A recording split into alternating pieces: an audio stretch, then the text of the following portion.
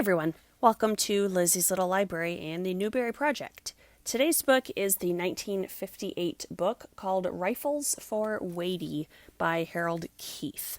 The author was so nice as to give us a preface in which he tells us how to pronounce Watie, because otherwise I would have totally pronounced it as Watie. So this book is a historic fiction. Watie is a real person. Our main character is not. I will give you a very thorough summary because this was a very thorough book. And to be honest, I had thought about skipping or at least postponing this book. It's a longer book. It's over 300 pages, 332 to be exact. And the next one is The Witch of Blackbird Pond, which was one of my absolute favorite books when I was a kid. So I was like super excited to get to that one. And I was tempted to not read this one, but I committed right from the get-go that I would read them in chronological order. So here we are. My first impression of this book is that it is ridiculously overwritten. So just as an example, it gives us a map, which is oftentimes a sign this book is going to be a very thorough read. So just, the first two paragraphs, just as an indication of what I mean by saying it's very overwritten. The mules strained forward strongly, hoofs stomping, harness jingling.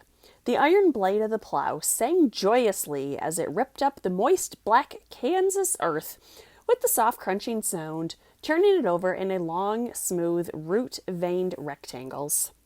Leather lines tied together over his left shoulder and under his right arm, Jeff trudged along behind the plow, watching the fresh dirt cascade off the blade and remembering. And, we get all of that to say Jeff is plowing the field. I like writing that is concise. I encourage my students to do their writing with as few words as possible. This book is not off to a great start.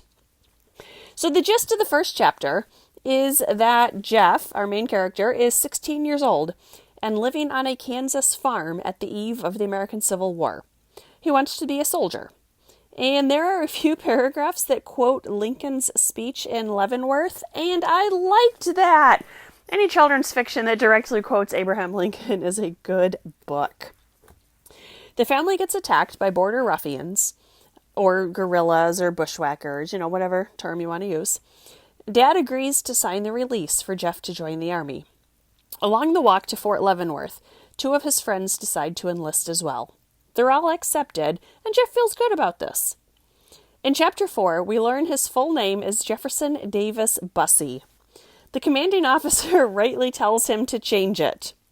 Despite the family being abolitionists, the name is no accident. Dad served with old Jeffy in the Mexican War.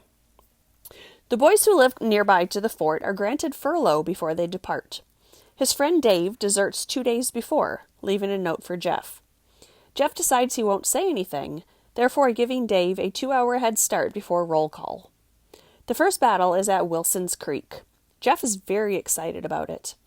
At the last minute, he is sent on an errand to find the quartermaster. He is enraged, although this change of plans surely saved his life.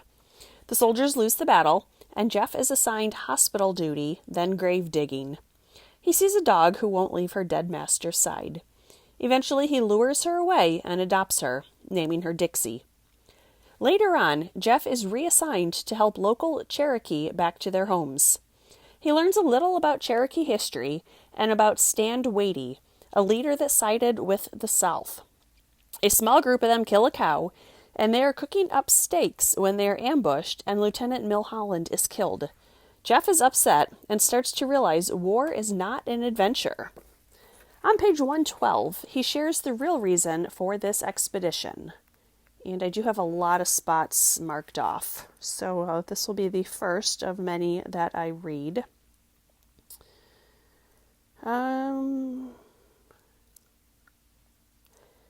Okay, Noah. Noah is another guy in the army with Jeff, and they become friends.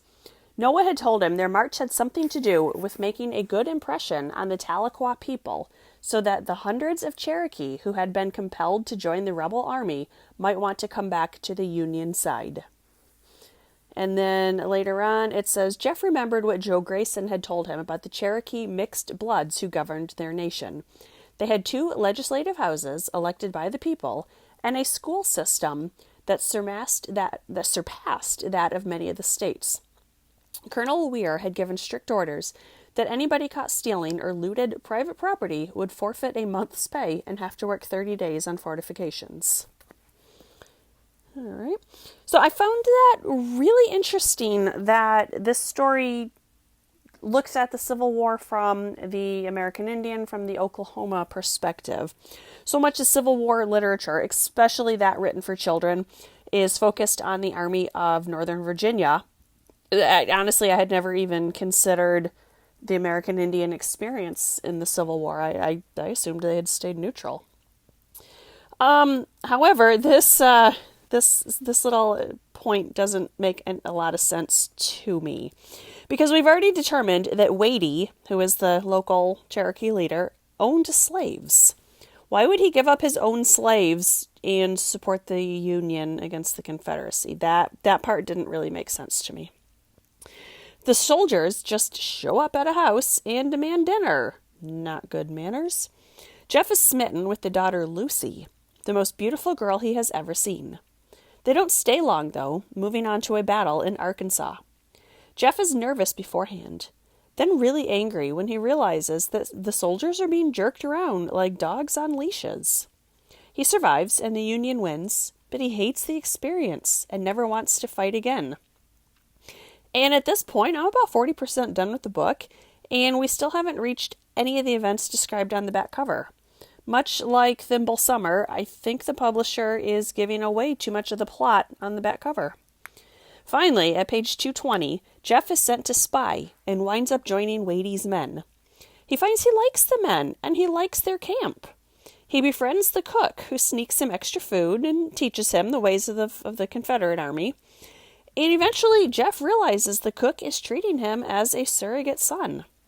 For most of the battles, Jeff is assigned to be a horse holder rather than a shooter. And throughout the entire experience, someone is looking out for Jeff, making sure he does not wind up on the front line. Jeff is stricken with malaria, and there is no room at any of the hospitals. So he is sent to the Jackman family, where he spends the winter. He likes them. And once again, he is conflicted that he likes the enemy. The family evacuates and takes him, and he heard rumors that Watie had a connection to smuggle repeating rifles from the north. Jeff returns to camp, and finally on page 275, he meets Watie when he escorts another man to meet him. Once again, Jeff is surprised. He was expecting a big, sinister fellow, but Watie reminds him of a gentle old farmer awakening from a nap. Watie confirms a Union soldier is smuggling the repeating rifles from St. Louis, but will only sell for gold. Watie can afford 200, but he wants at least 1,000. Jeff learns the identity of the smuggler and sadly departs Watie's camp to relay everything he had learned to the Union leaders. He runs into Lucy and has to decide between her and his country. This story wraps up really nicely, revealing a few clues that had been hidden along the way, but once we know the full story, everything was right there if we knew what we were looking for. We find out the fate of most of the major characters, and none of the dogs died. Whew, the end. So I have a number of things that I wanted to read that I really liked this book, not going to lie. So, interesting fact on page 22, it tells us, before the war ended, Kansas furnished more men and boys to the Union forces in proportion to its population than any other state.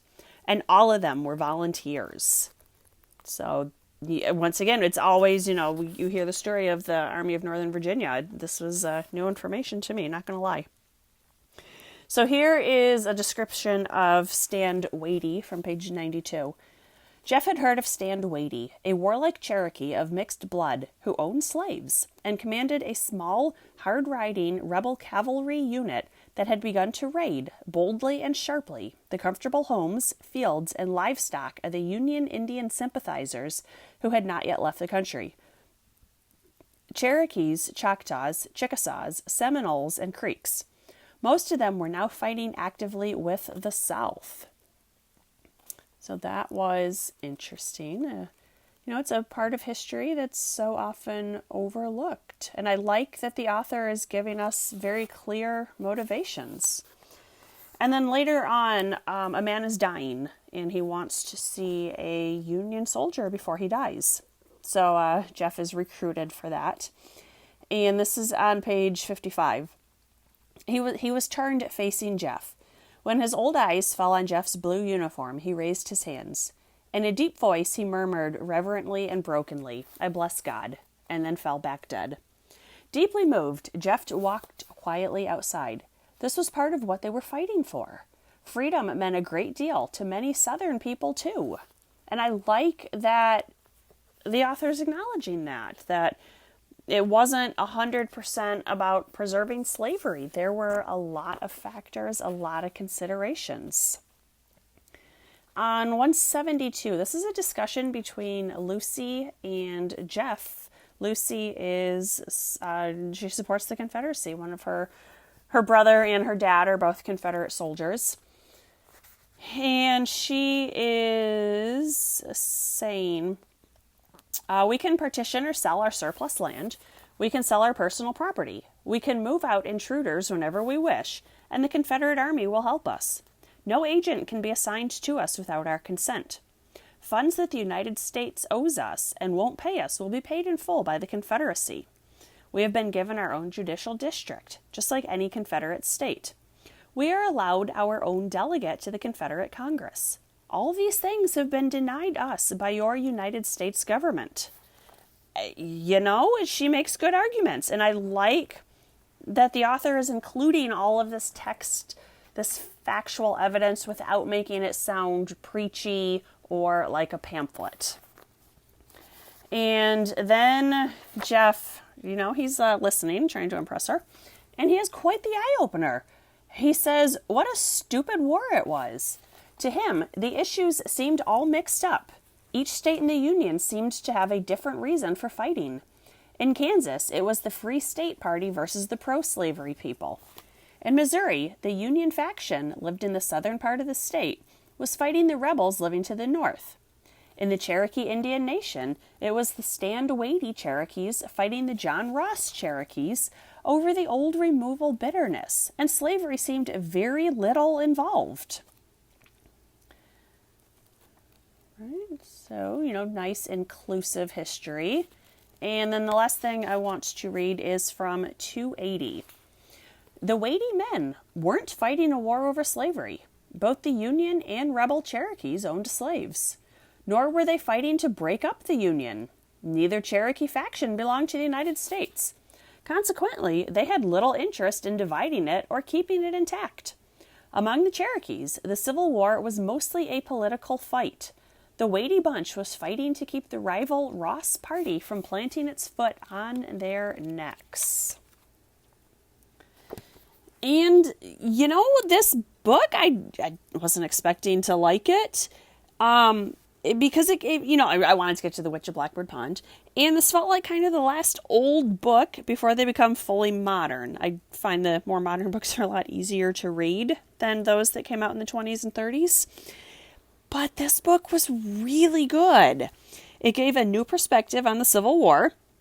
Even though, it's one more iteration of the Newbery's favorite story of a child growing up, this one was different enough that I think it was a really valuable inclusion into the Newbery library. The author's intro gave away too much, as does the back cover. I kind of don't really like to know what the books are about that much. This one could have been like, oh, Jeff joins the Civil War. But there was, I think, too much description given, but that's more on the publisher. I would have taken the introduction and put that in the afterword to keep the story more of a secret. I liked that the author explained his research methods.